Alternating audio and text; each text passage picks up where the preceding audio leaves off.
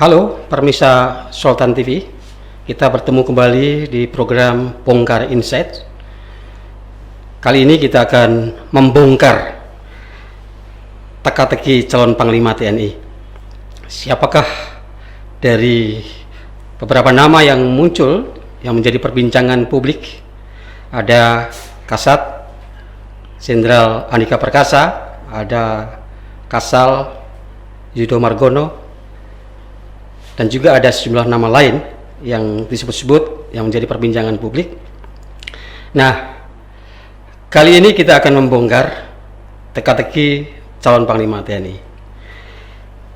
Sebentar lagi Panglima TNI Marskal Hadi Cahyanto akan memasuki masa pensiun, kalau tidak salah di bulan November. Per 1 Desember. Per 1 Desember ya. Per 1 Desember akan memasuki masa pensiun. Oleh karena itu harus ada pergantian Panglima TNI. Nah, soal calon Panglima TNI ini begitu menggelora, ya, menjadi perbincangan publik, ya, berbagai statement pernyataan dari berbagai kalangan, termasuk partai politik sudah menyebut sejumlah nama. Atmosfer politik nasional ini terkait dengan calon Panglima TNI ini mirip dengan kontestan pemilu. Kayak ada semacam suasana kampanye, mirip kontestasi pilkada dan kontestasi pilpres. Padahal pemilihan calon Panglima TNI itu merupakan hak prerogatif Presiden, ya, tetapi berbagai opini sudah mengemuka, ya, sudah mulai menyebut sejumlah nama, ya.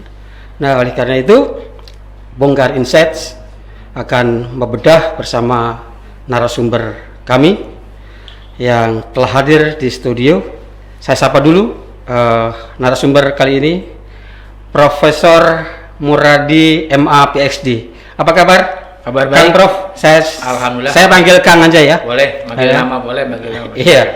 Beliau adalah Guru Besar Ilmu Politik dan Keamanan dari Universitas Padjadjaran, ya. Dan dulu ini beliau juga aktivis, ya, aktivis mahasiswa, aktivis 98 dulu, ya, bersama-sama saya juga dan kawan-kawan turun ke jalan, ya, untuk menentang kekuasaan rezim otoriter Orde Baru pada saat itu. Jadi selain akademisi, beliau juga memiliki latar belakang seorang aktivis, dan saya kira tidak banyak ini ya aktivis pergerakan mahasiswa yang berhasil menjadi profesor ini. Masih muda ini.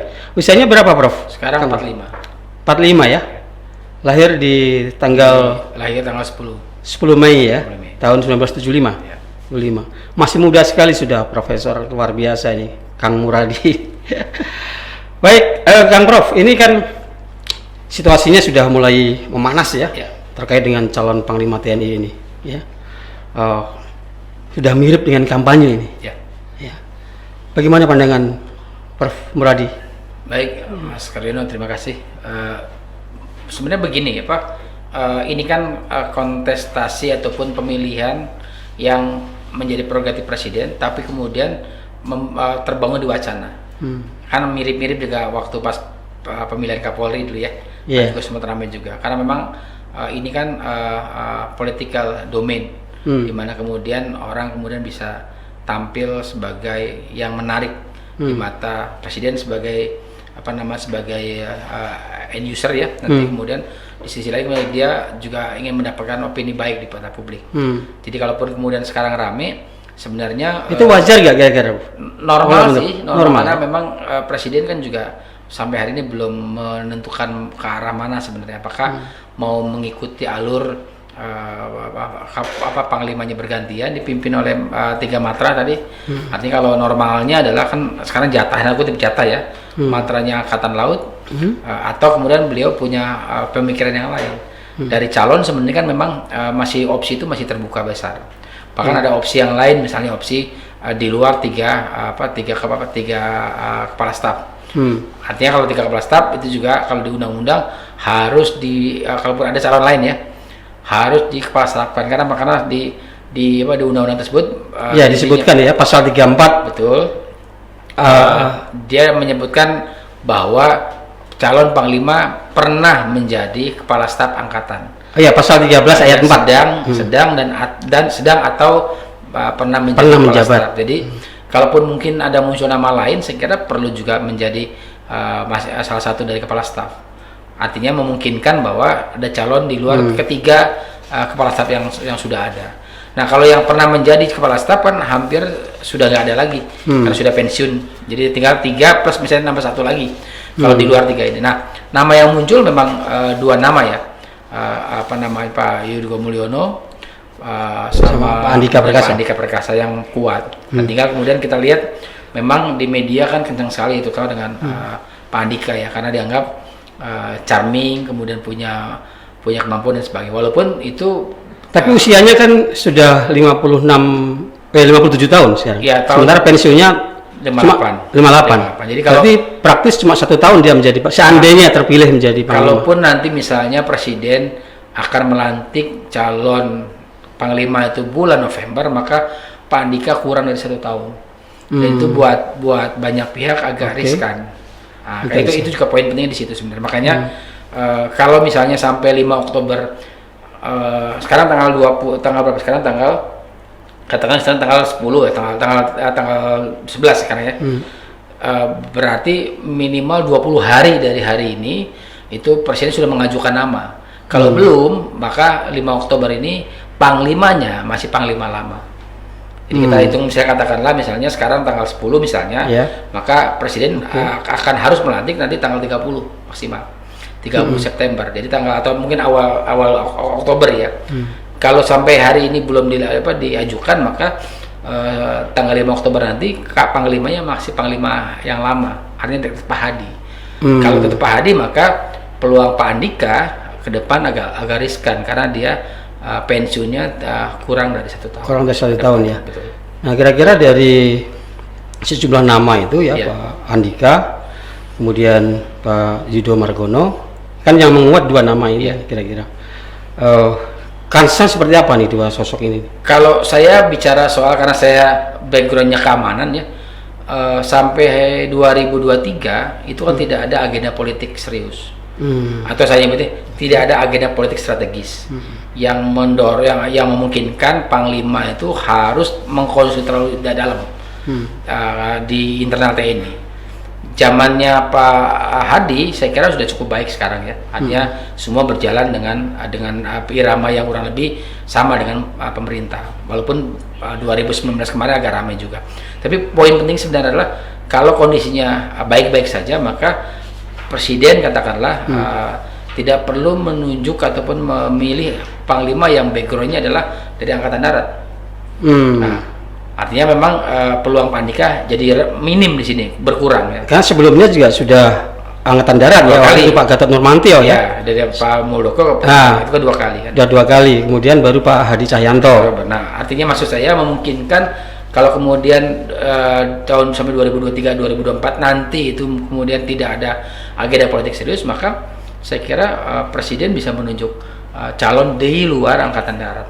Karena pengalaman Pak Hadi misalnya di 2019 kemarin itu kan karena dia bukan dari Angkatan Darat, sementara yang paling banyak ini kan hampir mungkin 3/4 jumlah dari sekitar 400 ribuan itu kan Angkatan Darat, kan hampir 250 ribuan kan Angkatan Darat. Jadi memang pada akhirnya butuh pemimpin yang cukup firm untuk bisa mengendalikan internal. Oke, seandainya presiden menunjuk bukan dari Angkatan Darat, kira-kira sejauh mana potensi konfliknya di tubuh TNI? Konflik sih saya kira enggak, karena memang tidak ada agenda politik apapun, kecuali penunjukan tersebut akan membangun satu sentimen negatif. Kalau saya sih bicara soal kembali ke undang-undang, waktunya sekarang presiden tuh tetap pada jalur yang diatur oleh undang-undang. Artinya apa? Peluang untuk bisa bergantian memimpin TNI itu menjadi hal yang saya kira penting untuk dilakukan. Karena saya ada punya 3 alasan, Mas Karyono. Pertama, bicara soal keadilan. Karena apa keadilan? Karena ini sudah diatur undang-undang, maka semua angkatan harusnya di tiap kepemimpinan politik ya, di presiden ya maksudnya, itu harus mendapatkan haknya. Sama seperti ketika zamannya dari Pak Gus Dur, Bu Mega, kemudian Pak SBY, kemudian sekarang Pak Jokowi. Jadi 2 presiden sebelumnya, 3 presiden sebelumnya memberikan ruang itu kepada angkatan laut, angkatan udara, kemudian juga angkatan darat gitu. Hal yang sama saya kira juga di zamannya Pak SBY gitu. Nah, zaman Pak Jokowi saya kira ini juga karena kondisinya tidak terlalu riskan secara politik, saya kira waktunya sekarang untuk kemudian memberikan ruang. Kenapa? Pertama tadi keadilan, yang kedua adalah konsolidasi internal. Karena ini waktu ketika kemudian tentara itu menjalankan fungsi koordinasi internal ketika masa damai. Masa damai itu masa suatu yang kemudian tidak ada gejolak politik maupun keamanan. Nah, yang ketiga saya kira ini menyangkut soal regenerasi. Jadi tetap bahwa posisi angkatan di luar angkatan darat atau angkatan udara sekarang ya, itu adalah punya hak untuk mencapai titik tertinggi dalam jabatan politik, jabatan di internal TNI. Kan kalau dulu misalnya sebelum kan sempat kita jabatan panglima kan dibatasi segala macam atau melekat dengan misalnya kementerian waktu dulu ya. Sekarang kan kemudian jabatan tertinggi dari tiap angkatan adalah panglima. Dia setelah kepala staf, baru kemudian dia memegang posisi yang paling tertinggi adalah di panglima TNI begitu.